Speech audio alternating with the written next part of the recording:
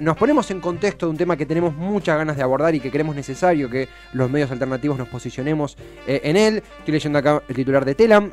Comenzó el juicio a Iggy de Jesús con la declaración de los testigos de la Fiscalía. El juicio a la cartonera y futbolista Eva Analía Iggy de Jesús comenzó ayer martes en una pequeña sala de los tribunales de San Martín, sin prensa ni transmisión, en el marco de un hermetismo que contrastó con el despliegue realizado en la calle mediante organizaciones feministas y LGTB+, que justamente se manifestaron para reclamar la absolución de Iggy, que está acusada de homicidio simple por defenderse de una violación grupal.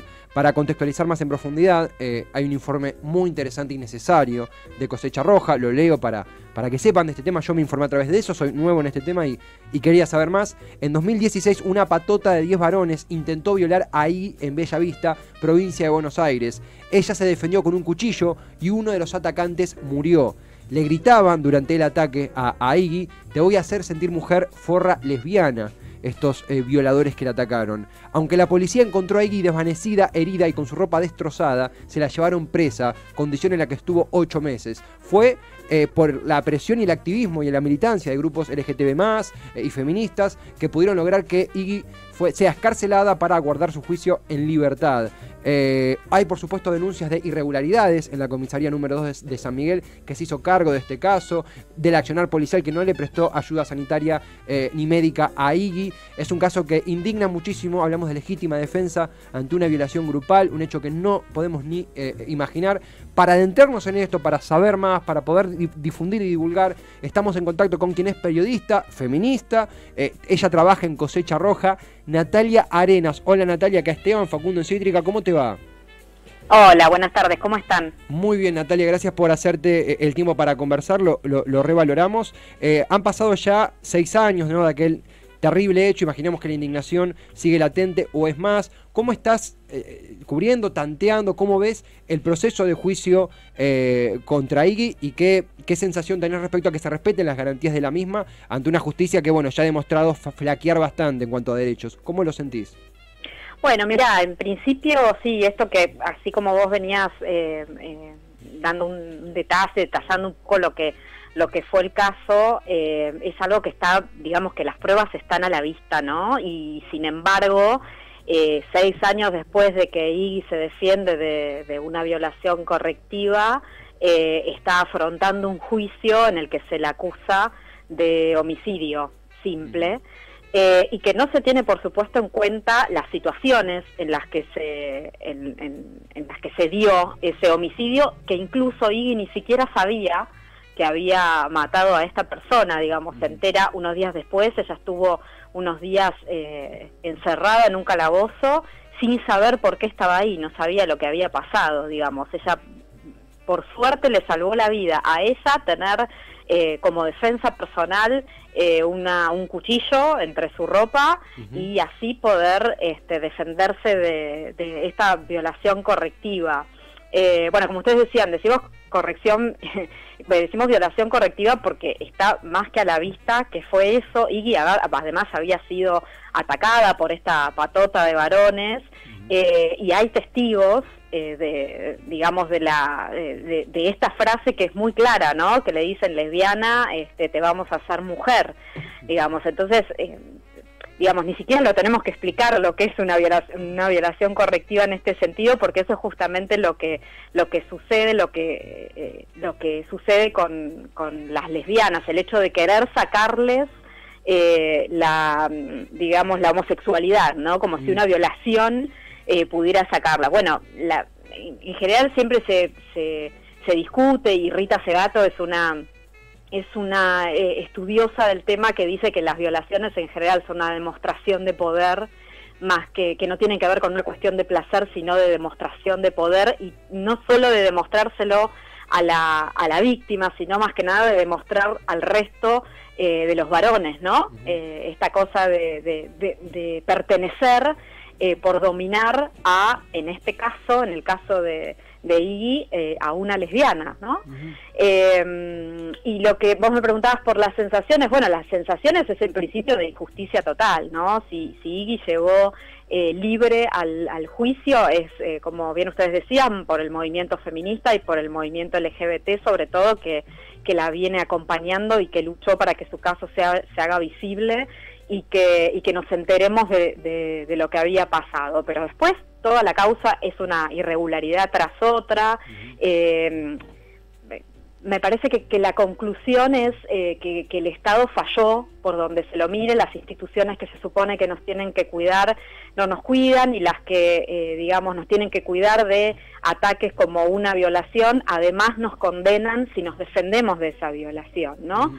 Entonces, me parece que es por un lado, una situación de indefensa total. Yo ayer veía, a la prensa no la dejaron entrar. Sí, hay mucho hermetismo, ¿verdad?, en el juicio. Exactamente, hay mucho hermetismo, empezó más tarde, a la prensa no la dejan entrar, se hizo en una sala muy pequeña, que entonces tampoco pudieron entrar otras personas que no son de la prensa, pero sí de la militancia y que quieren acompañar en ese momento. Esperemos en ese sentido que pueda ser distinta la situación, por lo menos para la etapa de alegatos y de la sentencia, que se supone será la semana que viene. Pero bueno, por un lado eso, ¿no? Esta cosa de llegar a un juicio donde, poniéndome en el lugar de Iggy, digo, donde vos te defendés legítimamente de una violación inminente, que en realidad, si lo pensás, fue un abuso, porque, digamos, hubo tocamiento, hubo desgarro de ropa, fue un abuso. De lo que se defendió Iggy es del acceso carnal, ¿no? De lo que sería la violación propiamente dicha, pero abuso hubo, y en ningún momento se habla de eso. O sea, hubo en el proceso de instrucción, en la investigación del hecho, no hay para nada perspectiva de género, y mucho menos perspectiva LGBT. Después, ya ahora, en la etapa de juicio, vemos una situación igual, digamos, que la acusada es ella, que es totalmente revictimizada en estos años, totalmente revictimizada, que, como te decía, ya estuvo 8 meses presa, y que si la escarcelaron fue por esta presión que hizo el movimiento feminista y el movimiento LGBT, pero bueno, sigue estando acusada de un homicidio, donde no se tienen en cuenta un montón de cosas. La primera es que fue en legítima defensa, claro. Y la segunda, todo el contexto que ya venía sufriendo, y una persona totalmente abandonada por todas las instituciones y por el Estado en general. Eso por un lado. Y por otro lado, te cierro con eso. Y por otro lado, la contracara de eso es el acompañamiento. Yo ayer veía la transmisión en vivo de la llegada de Iggy y demás, y veía la cara de Iggy y decía, wow, debe ser muy fuerte ver todo lo que se armó alrededor de ella, ¿no?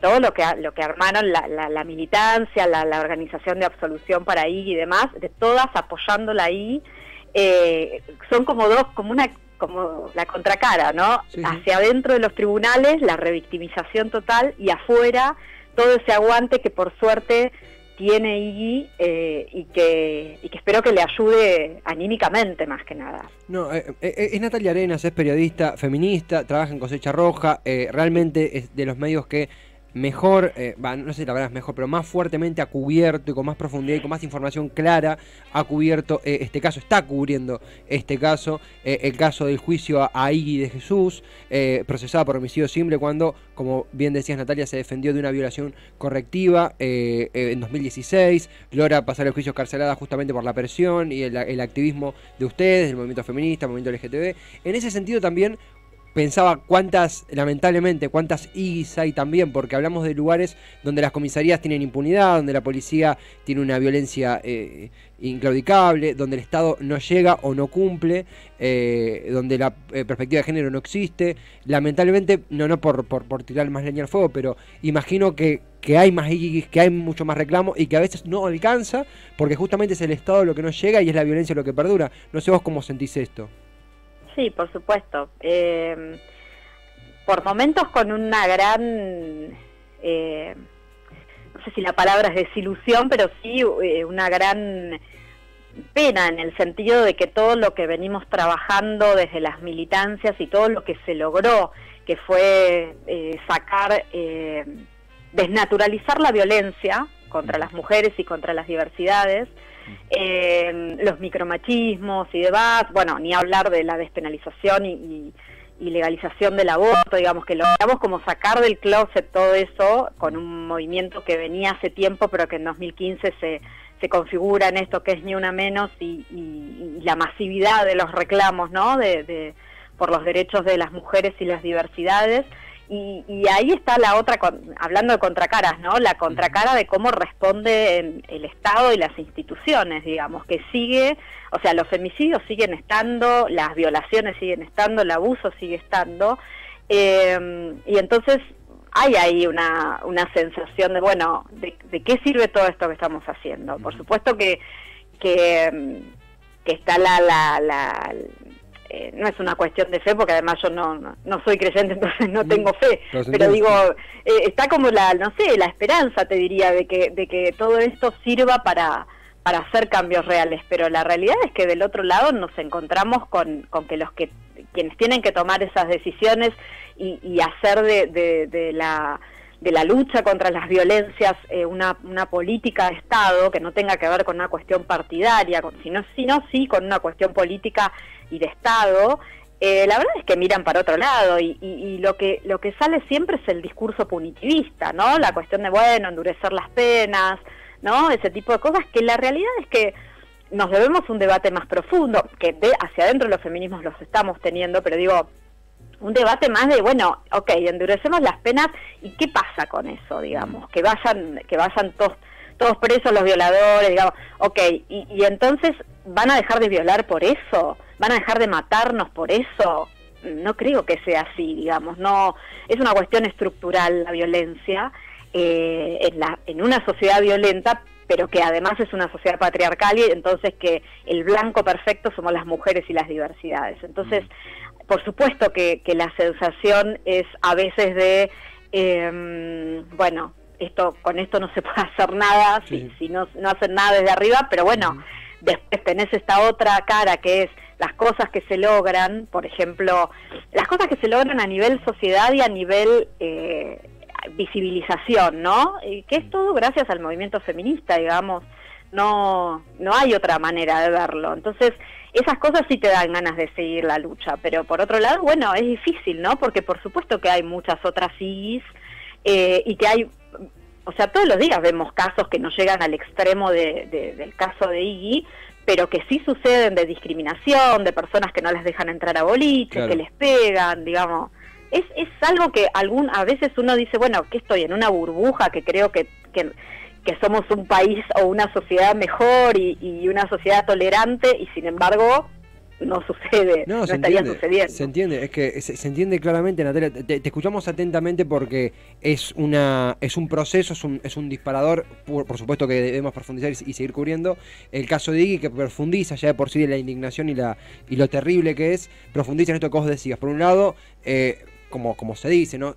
Nos cuidamos entre nosotras, se cuidan entre ustedes, como ahora no hablo, ¿no? La frase nos cuidamos entre nosotras de las muchachas. Por el otro lado, el aguante, el activismo. Por el otro lado, la inacción estatal, la violencia que no cesa. Lo que vos, no quiero repetirlo porque lo decías muy claramente, y aprendíamos también escuchándote. Por supuesto que, a ver, es un tema que la cobertura no se detiene, continúa ininterrumpidamente. Vamos a seguir informando, vamos a seguir difundiendo, pero queríamos tener este parate para conversar con vos que estás en tema. Realmente el laburo de Cosecha es impecable, es muy completo. Consultarte para cerrar, ¿dónde podemos leerte? ¿Dónde podemos seguir cubriendo? ¿Dónde podemos seguir informándonos, mejor dicho, sobre lo que están difundiendo sobre este caso? Lo que vos quieras decir para concluir, para que podamos seguirla por allí.